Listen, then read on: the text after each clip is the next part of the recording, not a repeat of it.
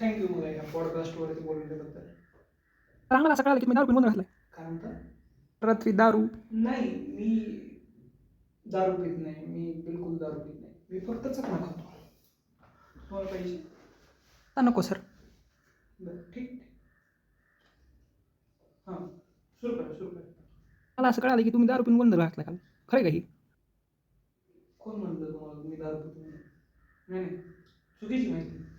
मी फक्त पाणी पितो.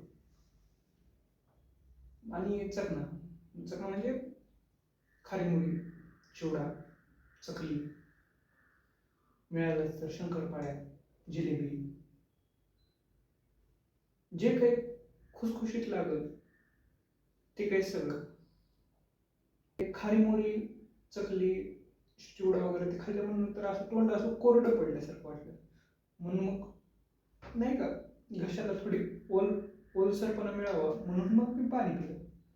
थोडं डोकं गरगरल्यासारखं झालं, डोकं दुखल्यासारखं झालं. त्याच्यानंतर थोडीशी उलटी झाली कोणाच्या तरी अंगावरती. त्याला मी सॉरी म्हणलं, हे चकना ऑफर केलता पण त्यांनी नको म्हणले. मग दारू पिणं म्हणतात सर. त्याला दारू पिणं म्हणत नाही. मला फार असं सकाळी मी लिंबू पाणी पिलं.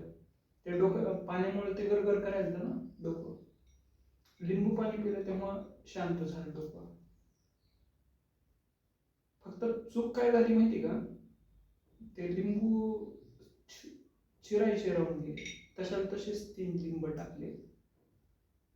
पण परिणाम होता त्याच्यामध्ये. म्हणजे असं अचानकच असं जे काही डोकं गरगर करायचं ते सगळंच असं विसरलोच मी. म्हणजे